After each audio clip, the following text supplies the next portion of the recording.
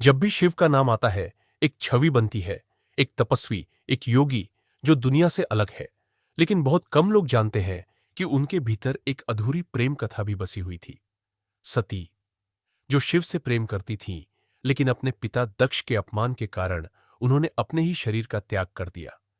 उस क्षण के बाद शिव टूट गए। उन्होंने संसार से नाता तोड़ लिया और गहन तपस्या में चले गए।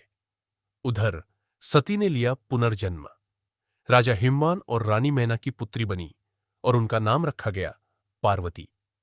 पार्वती बचपन से ही अलौकिक थी। उनके मन में बचपन से एक आकर्षण था, एक अज्ञात प्रेम शिव के लिए। जब उन्होंने अपनी मां से शिव की कहानी सुनी तो उन्हें लगा जैसे वे उन्हीं की प्रतीक्षा कर रही थीं। उन्हें याद नहीं था कि वे सती थी, लेकिन आत्मा में वो प्रेम आज भी जीवित था। पार्वती ने अपने मन में ठान लिया, वे शिव को ही अपना पति बनाएंगी। लेकिन ये राह आसान नहीं थी। शिव उस समय गहन तप में लीन थे। पार्वती ने कठोर तपस्या शुरू की। वर्षों तक जंगल में एक पैर पर खड़ी रही, वृक्षों की छाया तक नहीं ली। शरीर दुर्बल होता गया, पर मन और विश्वास और भी मजबूत होता गया।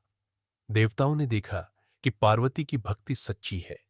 इंद्रदेव ने कामदेव को भेजा शिव की तपस्या भंग करने के लिए। कामदेव ने प्रेम का बाण चलाया। शिव ने तप से जागते ही अपनी तीसरी आंख खोली और कामदेव भस्म हो गए। लेकिन पार्वती विचलित नहीं हुई। उन्होंने फिर भी तपस्या जारी रखी। शिव ने उनकी परीक्षा लेने का निश्चय किया। वो एक साधु का वेश धारण कर पार्वती के सामने आए।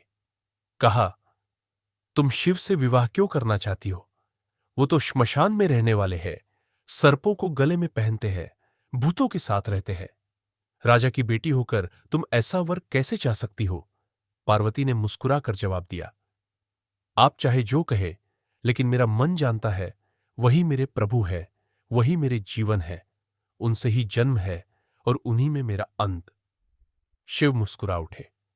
उन्हें अब कोई शक नहीं रहा, यह वही आत्मा है जो सती थी, अब पार्वती बनकर लौटी है। शिव ने विवाह का प्रस्ताव स्वीकार किया और फिर हुआ ब्रह्मांड का सबसे दिव्य विवाह, शिव और पार्वती का विवाह। देवता, गंधर्व, ऋषि मुनि सब इस पावन मिलन के साक्षी बने। हिमालय की चोटियों पर मंत्र गूंज उठे, आकाश से पुष्प वर्षा हुई। यह सिर्फ एक विवाह नहीं था, यह दो आत्माओं का पुनर्मिलन था। जो अधूरी रह गई थी उसे ब्रह्मांड ने पूर्ण किया। शिव और पार्वती का प्रेम सिखाता है, सच्चा प्रेम कभी समाप्त नहीं होता। वो जन्म लेता है, तप में बदलता है और अंत में फिर एक हो जाता है। और यही है सनातन प्रेम, जो आत्मा से जुड़ा है, शरीर से नहीं।